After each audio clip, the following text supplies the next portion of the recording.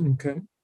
Study of the divine teaching. There is no doubt that humanity is obligated to study the divine teaching of the Noahide laws, which comes down from Sinai with its commentary, in order to be able to perform these laws.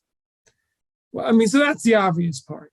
You have to study the 7 laws in order to know how to keep and carry them out. So that's and perform them. So that's obvious. In other words, there can't be a 7 laws without there being an implicit, an implied command to study them. Because if you don't study them, how are you going to carry them out? It doesn't make sense. You don't know what they are, then how can you perform them? How can you keep them? So that's a given. So obviously you have to study them and all their details in order to properly keep them. So that's a given. Next sentence. Within this study, there is also study in depth and with analysis of these laws. So in parentheses, he says, so as to give their performance deeper meaning and intent. So this is another avenue which is not as implicit, but at the same time rational. And that is that the study, you should study any portion related to the laws that will enhance their performance and deepen their meaning and the intent in performing them. So, I mean, clearly, if one of the objectives of the Noahide laws is to perfect human beings, their character, and to bring them closer to God, then that's also in that case, that implies that they should be studied in a way where they make a deeper imprint on the person and that they encourage deeper intent, right?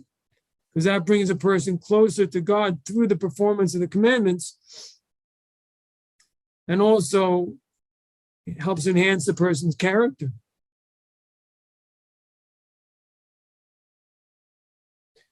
So take a look at this. So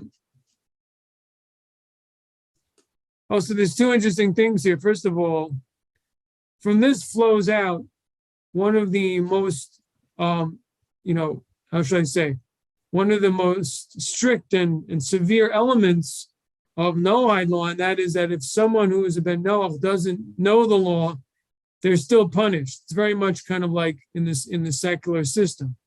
Ignorance of the law is no excuse.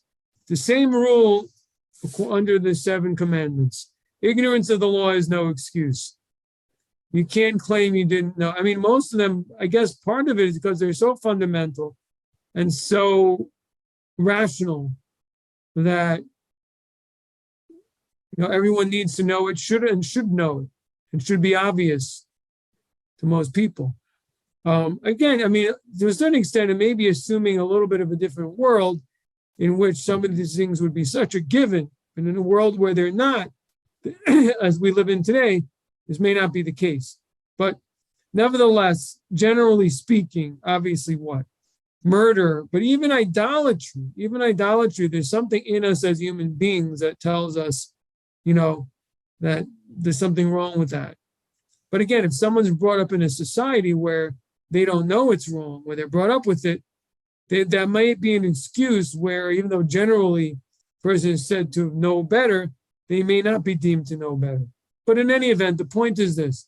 The point is, what do we see from the fact that there's a rule that a Ben Noach is obligated to have studied, and if he didn't study, it's his own fault, and therefore is punished for unintentional wrongdoing, unintentional meaning to say things that he didn't know were forbidden, he or she.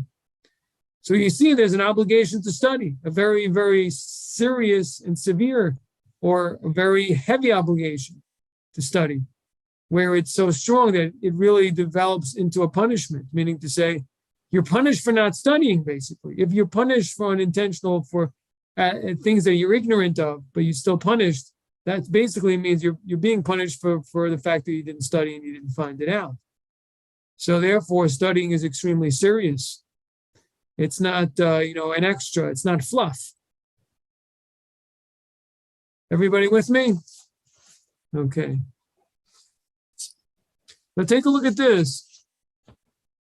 So first of all, in footnote 47, he quotes Maimonides saying exactly that about unintentional wrongdoing, or I should say again, ignorant wrongdoing out of ignorance, a violation of the 7 laws out of ignorance. So he quotes the language, it was incumbent upon him to learn. You see, he needed to study and find it out. That's his obligation.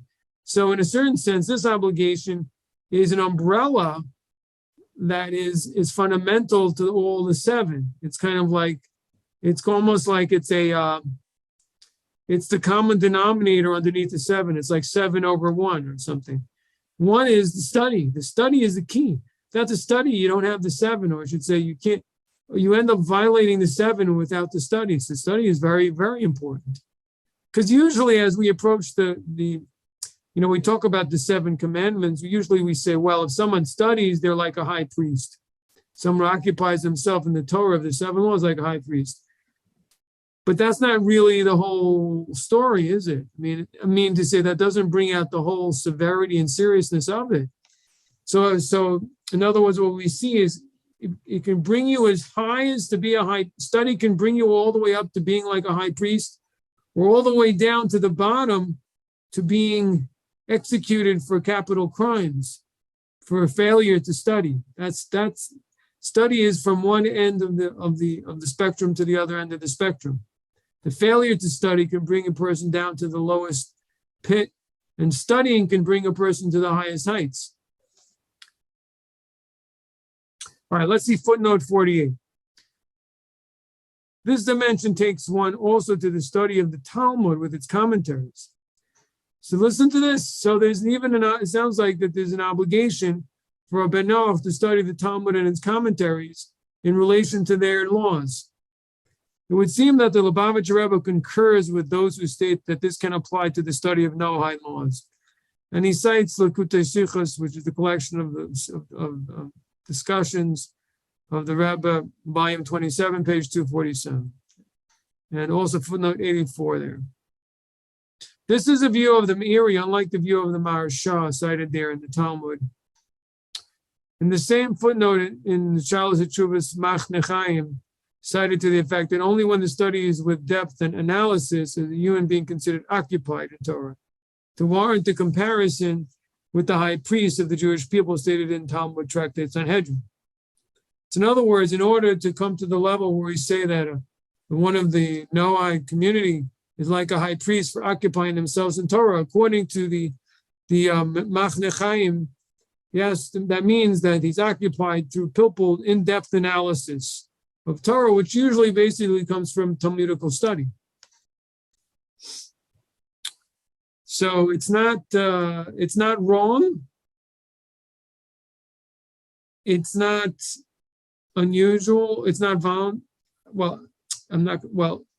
he's not exactly saying it's an obligation, but we're saying it's not like an extra. Again, it's not something extra.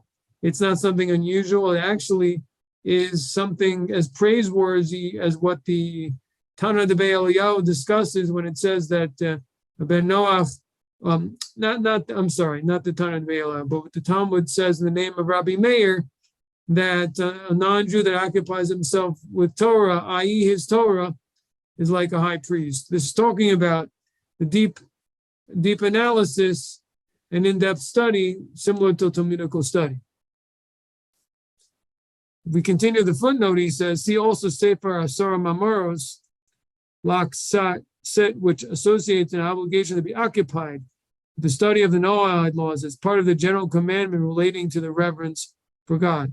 And that's, I guess, why it's in this chapter, because occupying oneself with the study of the Noahide laws is a manifestation of reverence for God. Basically the idea is the more reverence you have for God's word, the more work you put into understanding it. The less you care about it, the less you're interested in knowing what it really, really means. And the more that you study it, the more toil you put into study it, the more precious you show that it is to you. Right? Okay. Rabbi, may I ask a question here? Yeah. I was in a discussion with another rabbi about that I would like to study Talmud. I've never gotten into it, but would like to do that. And he discouraged me from doing that on my own. He said it would be like walking through a minefield without a map, and that on my own, it would not be a good idea. So does what we're reading here in this, does this mean that if I wanted to study Talmud, I would need to study under a rabbi, or is it okay just to read it on my own? Well, I don't think that this footnote addresses your question at all. It's talking about studying in depth on a level and in a form or method similar to the Talmud. And it also discusses actually studying Talmud, the Noahide laws relating to the Talmud relating to the Noahide laws. How to go about doing that? What's the proper method of Talmudic study? It doesn't say anything here about that. However, I could say that if you're studying the Talmud from a reliable Orthodox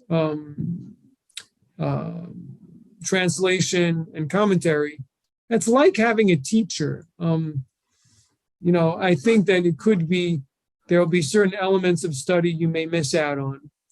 For example, in other words, in order to learn the method of studying Talmud without assistance, usually studying from a book, you may never get there because it's kind of like walking with crutches. And so you never, or riding a bicycle with training wheels and you never take off your training wheels. So similarly, studying, for example, from an art scroll Talmud, it's hard to graduate from that to just studying Talmud without an art scroll commentary. However, the chances of studying an art scroll commentary and making a mistake in understanding the meaning of the text or coming out with a heretical view of something, it's highly unlikely. You're getting everything, with the rabbinical Orthodox stamp on it, with it clearly explained in English. So it depends what the point is, the idea of a minefield. If you're studying Talmud yourself, with only an English translation, with no commentary, and not an art scroll, but some of the older versions that are simply translations, then I would say yes, you probably a minefield. You just may not really understand what you're saying. For one thing, but I think with something like an art scroll or with the Steinsaltz Talmuds, I don't know really. I think the chances of you coming to a wrong conclusion, I think, are highly unlikely. Personally, I don't see any problem doing it. You're just not going to become a Talmudical scholar, meaning, you're not going to be able to come into a yeshiva, pull out, a Talmud just in the Aramaic and read it and understand it from studying the art scroll versions, because you're always kind of being told what everything means in English. So you're not studying solely out of the way we studied in yeshivas was you're thrown into the fire where you only have the Hebrew and you have to listen to your teacher as he explains the meaning of the Hebrew words.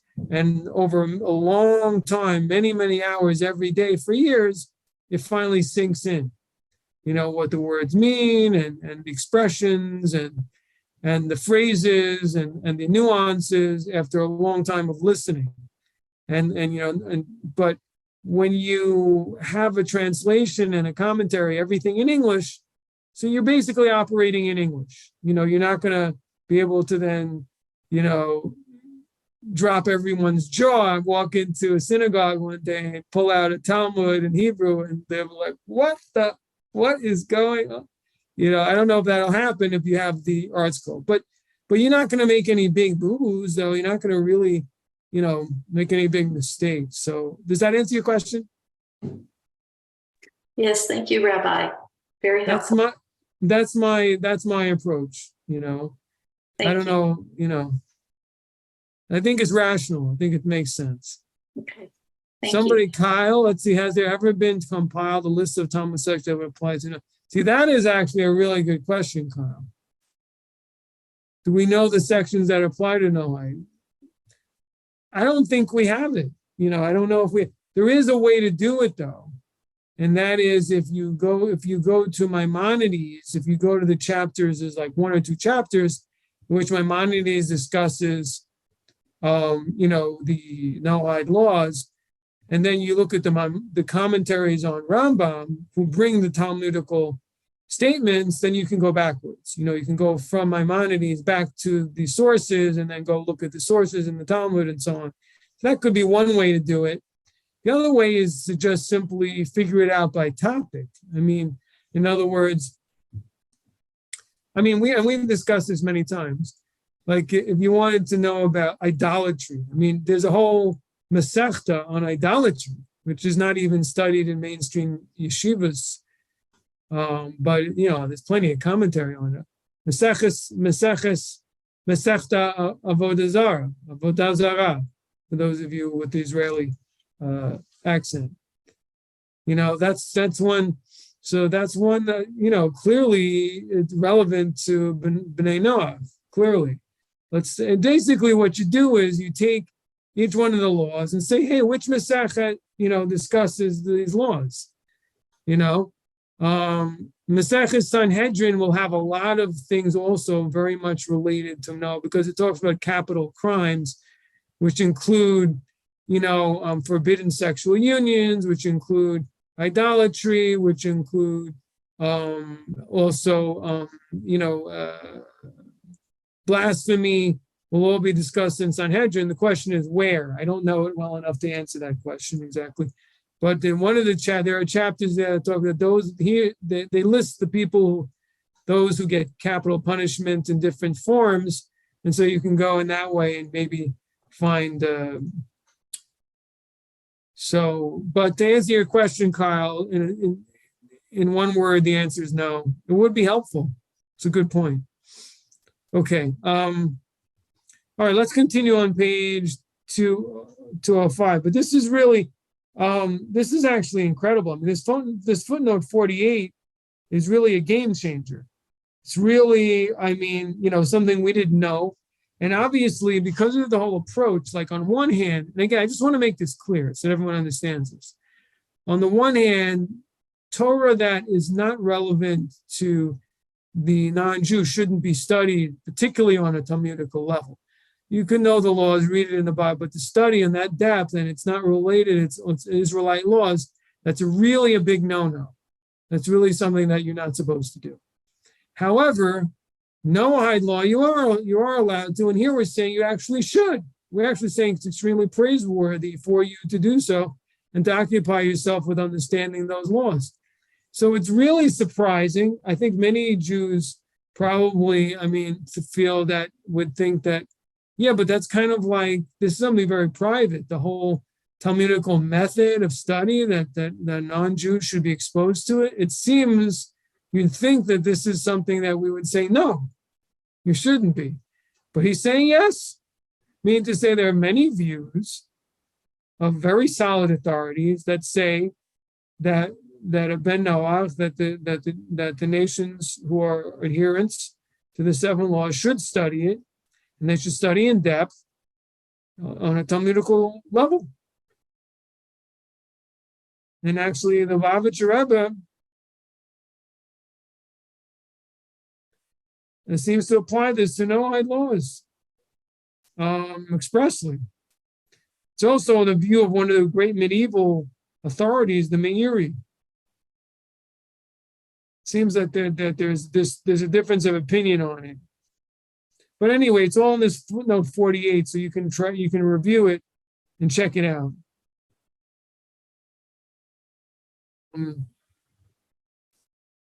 Different views, but clearly occupying, which means that studying it in depth with analysis, is extremely praiseworthy and fits the statement of Rabbi Meir that a non-Jew who does so is like a high priest. So, okay.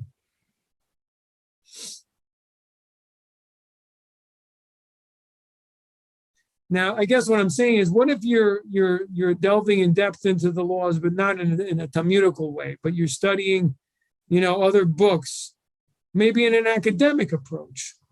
You're studying it in depth, with legitimate, Orthodox rabbis. It may be they're from Yeshiva University and they've written, academic articles and, deep, that discuss Noahide law. That's also, the point is, I'm just saying there may be different approaches to studying in depth and with analysis. And, when you're thinking about it deeply, based on reliable Orthodox traditional sources, maybe that's also in depth. I don't know if you have to study Talmud for it to be considered in depth, is what I'm saying. Okay, page 205. There is a further level in the study of the Noahide laws undertaken not simply to know how to perform the ethical imperatives optimally, but to know the divine wisdom in relation to the Noahide law itself. What does this mean? This kind of study of the divine law is portrayed in the description of the times of the redemption of humanity and creation as the occupation of the entire world being solely to know God alone. And that again is from the Maimonides, the end of his Mishnah Torah, Hilchos Malachim, chapter 12, law, rule 5. And at the end of days, in the Messianic age, that all peoples will study the knowledge of God. So, in other words, I think what he's saying is, which is, well, like we say at the beginning, let's read the first sentence again and try to understand it a little bit better. He's saying there's a further level of the study of the Noahide laws undertaken not simply to know how to perform the ethical imperatives optimally, but to know the divine wisdom itself. In other words, what's the divine wisdom that is the essence, the core behind the Noahide law? What is it? What is the divine will? What is the divine secrets and knowledge that from which flows these rules? What is that?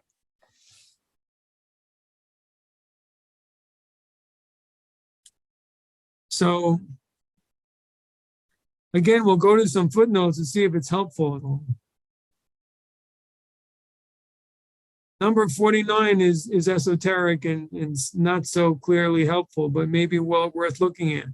So a further level of study, says in footnote 49, namely the study of the Torah relating to what is termed the crown of Torah.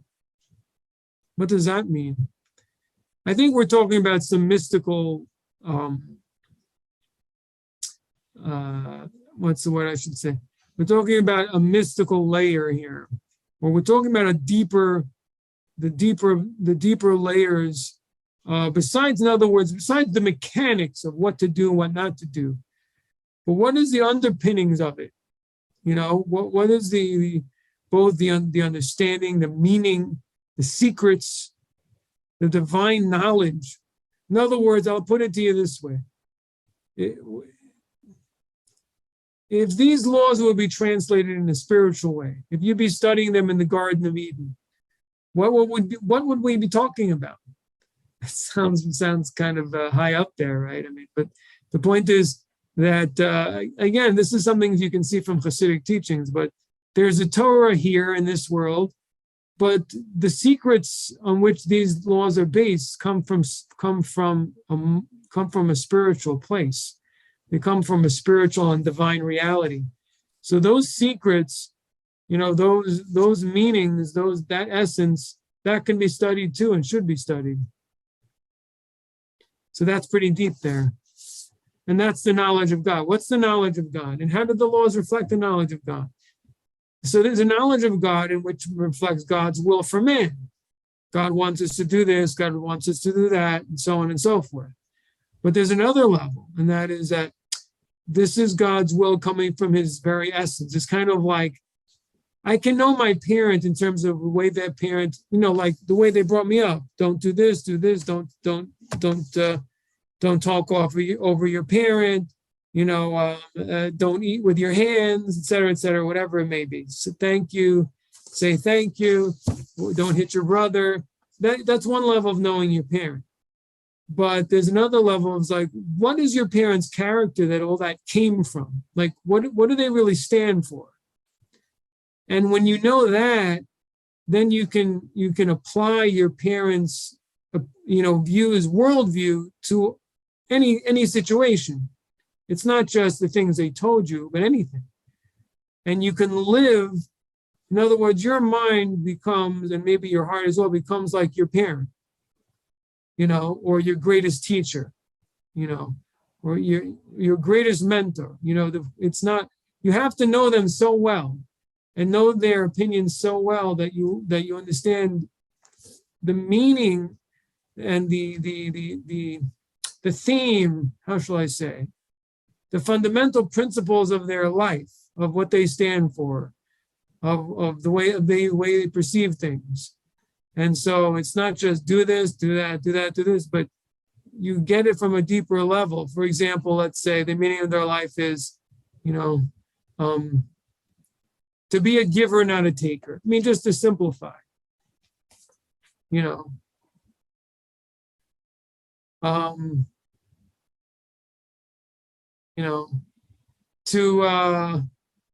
uphold justice, to give everyone their due. I don't know, just some examples of things that are just fundamental principles that someone may stand for. So similarly, that's the difference between, knowing the rule book, but knowing what's beyond, but what's underneath, what's the underpinning of the rule book? What's underneath the rule book?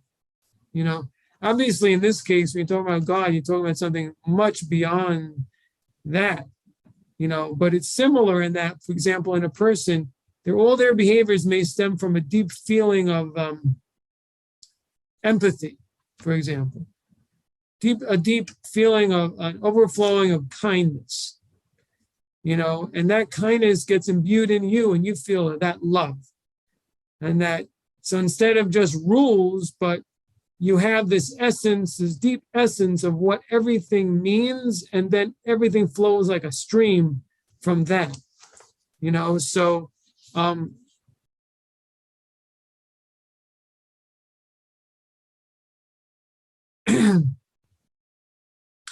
anyway, I can't even really give this justice, because how can we really understand this?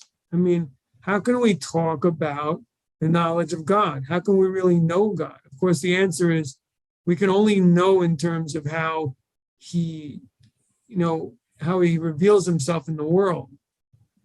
But that itself has to be understood, by the way. For example, how do we understand human events, or I should say world or natural events, or whatever it is? You have to have the right lens to understand what you're seeing, right? And that is part of what it means to have the knowledge of God.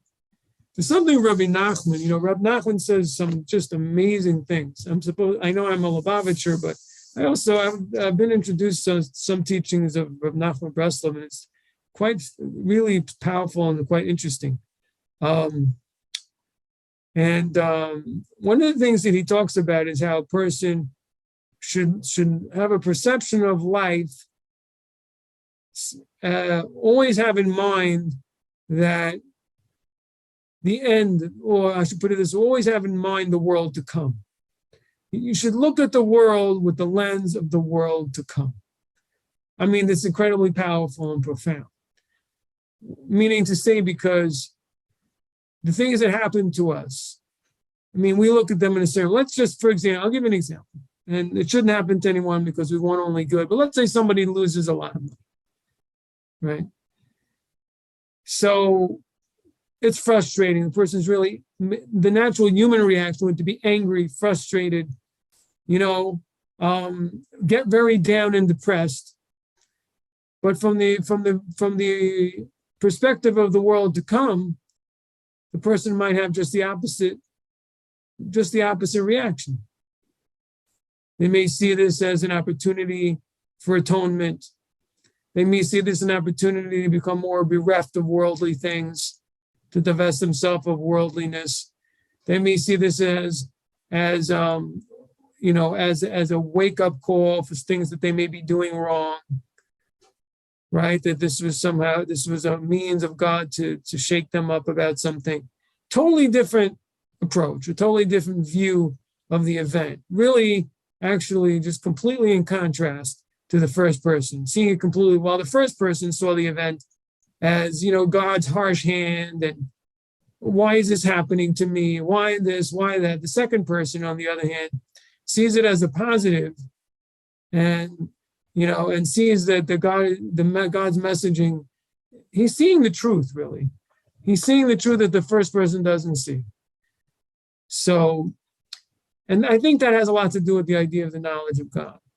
Is we have to be able to see the world as it truly is from God's perspective and what he wants from us. And then we can see, then you can really see things a lot differently.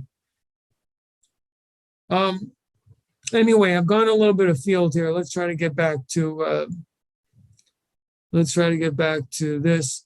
But look, I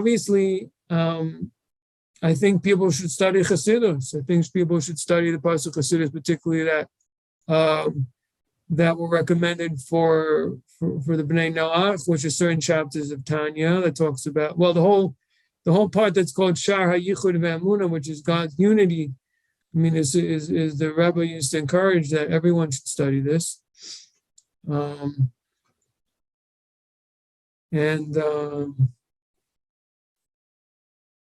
a lot of, I guess the question is, what other parts should people study? It's a good question. There's a funny story that I heard from a rabbi in Israel. He told the following story. He said, once upon a time, hundreds of years ago, at the beginning of the development of the Hasidic movement, there was a lot of opposition to Hasidism. And I don't know how many of you are interested in Hasidic studies. I don't know how much this is worth saying, but I guess I'll just say it anyway. So I think there's a profound idea here, so maybe it's worth hearing, even if you're not into Hasidic teachings. Anyway, so there was a young man. In those days, couples got married very early, very often. And there was a father with a young daughter, not even 20 years old yet, right? And married her to a young man, also a teenager. I don't know how old he was. Maybe he was 17. I don't know. Very young, maybe even young. Who knows? I don't know. They were a very young couple.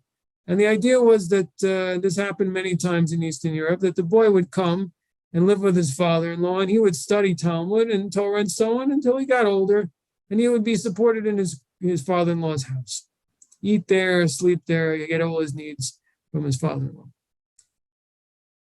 The thing is, there was a condition. That condition was that he would not study the teachings of the new Hasidic movement. Okay, they came to an agreement, and there was a wedding and everything. The young man, though, he was so taken by with Hasidic thought that he broke this promise, and he began to study Hasidism. And eventually, his father-in-law found him out, and he told him, "Listen, I won't stand for this. You can't. I don't want you studying this. And listen, and we're gonna have to go to the rabbi. We'll go to the rabbi about it." Went to the rabbi. They actually entered into a halachic contract, in which stated that he's forbidden to study this, and if he does study this, that he will be removed from the home. He'll have to give his wife a get, etc., etc. It's all over. And it was co-signed by the rabbi, maybe held in the rabbinic office there. Sometime later, I assume it was at least a few months later, but eventually the young man, he couldn't help himself, and he began studying Hasidic studies again.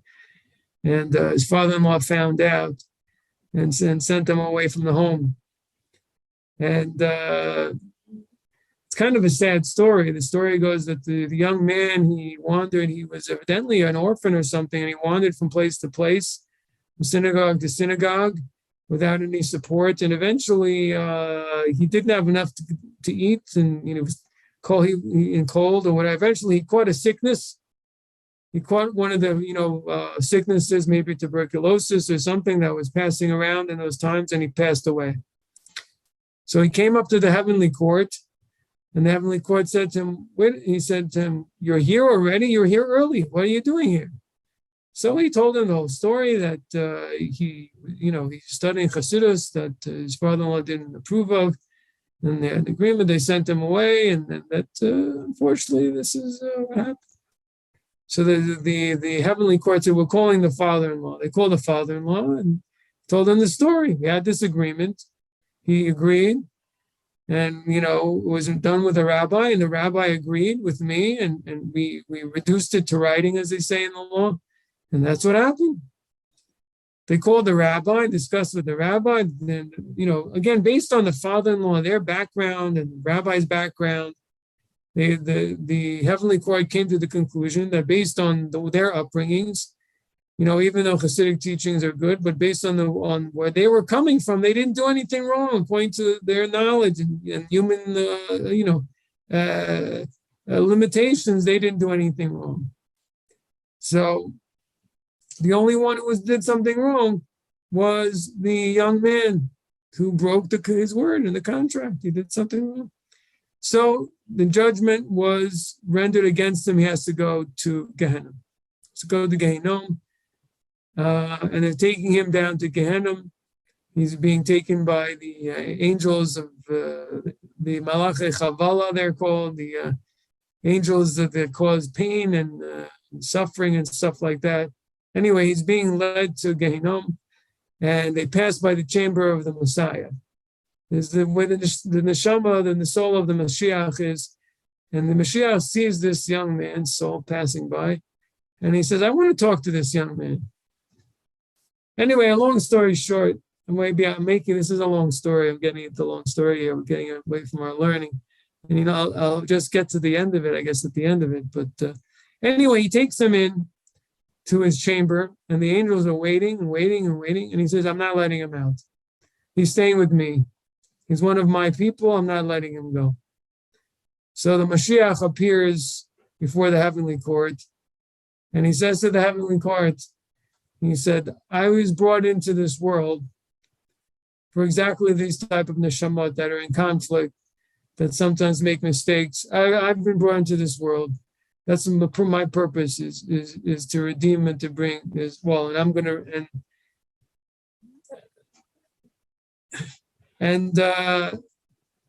I'm not going to allow this neshama to go to Gehenna.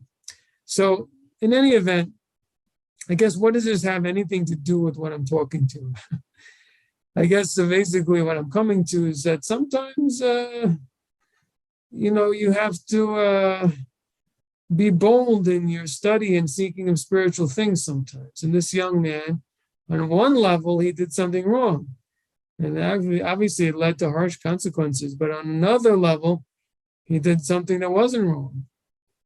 So anyway, I don't know if we can learn from such a story, because he did go against his word. But at the same time, I guess what I simply wanted to bring out, and I don't want to misunderstand from the story, is that it's important to have a boldness when it comes to spiritual things, and to seek out, knowledge of Hashem, with using a person's tremendous determination. Put it that way. Okay. So back to our paragraph. This kind of study of the divine law is portrayed in the description of the times of the redemption of humanity and creation as occupation of the entire world being solely to know God alone. To understand as much as we can of how he reveals himself to the world and what God's about, if that's possible. This vision concludes with a verse from the prophet Isaiah, for the world will be filled with the knowledge of God as the waters cover the seabed. That's what the Maimonides quotes. This refers to the knowledge of the divine teaching of the Noahide laws in a manner which encompasses and permeates the being of humanity. Wow, that's pretty heavy. Next paragraph. At the same time, the ability to interpret and make new applications of the divine law is only accessed within the tradition of commentary as a whole, which comes down with the written law from Sinai. It has been given only to those who received the whole of the revelation at Sinai in its depth, to engage in this aspect of study of the divine law. This is why humanity in general, which received a part of the law, the 7 Noahide laws, is not given or permitted to occupy itself with the analysis of the totality of the tradition, such as is required to present a new insights into or novel application of any aspect of the tradition, including Noahide law. So that's very fascinating. It's an interesting take. So what he's saying is giving an explanation as to why is it that a Noahide cannot add or innovate a law in his own laws. Why not? In fact, it's bound to happen. It's actually very hard to understand. We're saying two things that are contradictory.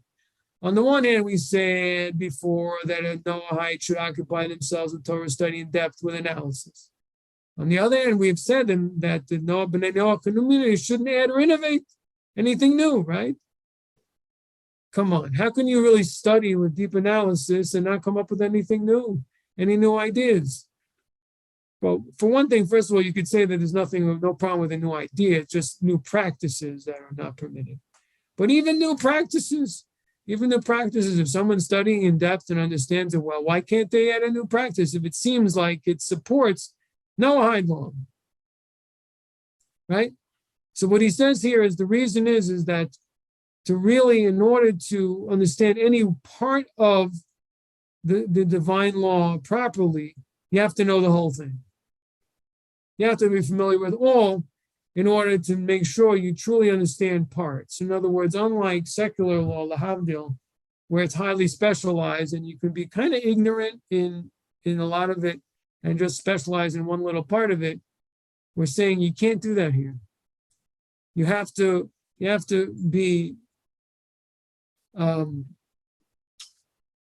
extremely knowledgeable in everything. I'll read it again. It has been given only to those who received the whole of the revelation at Sinai, including and beyond the Noahide laws, in its depth, to engage in this aspect of study of the divine law. This is why humanity in general, which received a part of the law, the 7 Noahide laws, is not given or permitted to occupy itself with the analysis of the totality of the tradition, such as is required to present new insights into or novel application of any aspect of the tradition, including Noahide law. Rather, the Noahide judge, as a learned individual, will study and apply clear-cut established rulings. Humanity is connected with the transcendent divine teaching, but at the same time is directed to the custodians of the tradition in its detail and depth as a whole for issues of new interpretation, application, and ruling. There's also a quote, it seems like there's many quotes from the Lubavitcher Rebbe. Take a look at footnote 56 on page 206. So first he quotes the Hebrew that from the Rambam that we don't allow for the nations to innovate new things in their religion or practice. But then he goes on to say, the Sefer Sheva Mitzvos Hashem, in the book of the 7 laws of Hashem, which meaning the 7 laws of Noah, states, however, that general humanity may acquire a general as distinct from an in-depth study of the entire Torah, such as to have an acquaintance with the Torah of the Jewish people. Okay, so obviously that goes to the written Torah, but the question is, will that apply also to the oral Torah? What do you mean they're allowed to study the entire Torah? So, but anyway, I think the last sentence is something that I've often said is that the nation should be acquainted with the Torah of the Jewish people. You should know, basically what it's all about. And when I say basically it's all about, I don't mean just like, yeah, there's a Torah, enough said, period. No, I mean to say that, that there's a law of Peah, that there's the laws of Shemitah, that there's the laws of Teruma, that whatever it is, the laws of purity, you're entitled to know about that and even its details as it may relate to you or it may relate to your relationship with a Jew.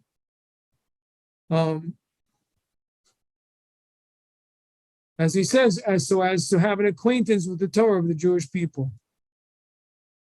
So, it gets a little interesting to what point do you say, okay, this is too much. This isn't really relevant to, quote, having an acquaintance with the Torah of the Jewish people. So clearly not deep analysis. So deep analysis is clearly out. But the question is, for example, what about the study of the Mishnah, which is just the rulings, just the law of all things, for example, the purity laws. I mean, I don't know if anyone here is interested in that, but I'm just as an example, would you be permitted just to study those laws, just as quote, to have an acquaintance with the laws of the Jewish people? So I don't exactly know the answer to that, but certainly whatever it says in the written Torah about the laws of purity, you're entitled to know it and understand it, and so that you know that there's such a thing, and basics idea of how it's done, and so on. It's kind of like the idea of, let's say, you were a non-Jew living in Israel during a kingdom in which the Torah authority was being was the law of the land. You need to know all these things, even though if it doesn't necessarily apply to you. You need to know it. You need to know what's going on. You need to know what the laws of the land are, right?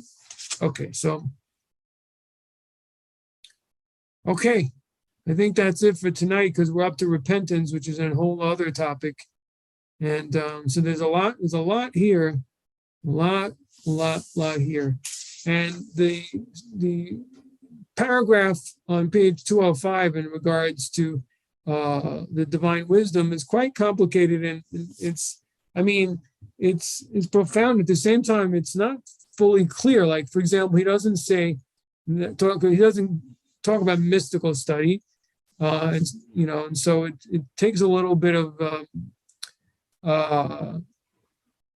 delving deeper to try to understand that paragraph, and to understand what is it that he's referring to.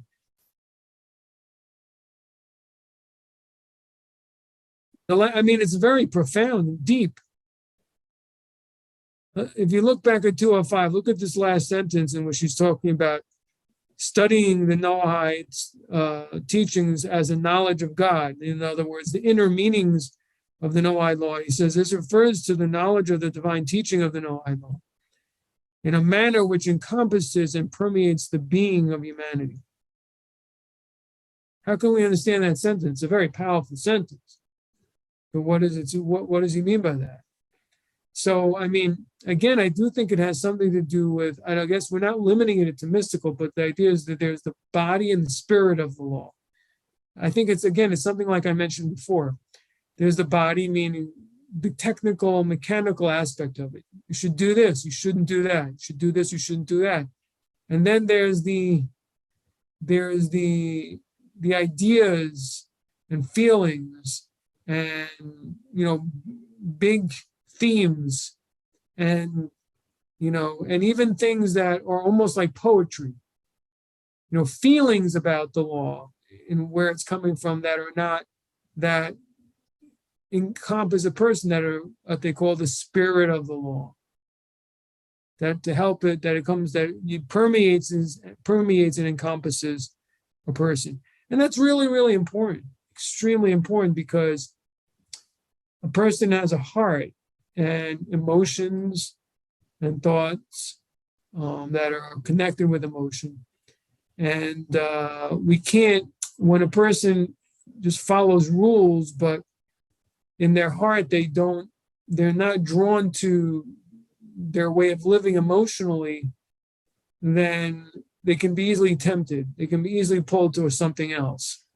It has to be internalized to them and be sweet to them and be meaningful in a deep way to them. And that's the kind of a teaching that is the divine teaching of the Noahide law. Its depths in inner essence. So Hasidic teachings are one approach to that. There are also ethical teachings might work for people. Really, it's from person to person, but it's something that's really, really necessary. Also, studying of Tanakh, studying of the prophets. It's also a lot of what the prophets said was the spirit of the law. Just the idea of an ethic and a moral teaching, with not getting into its technicalities, but just an overarching idea and theme and philosophy. And that's also part of, I think, what he's talking about here.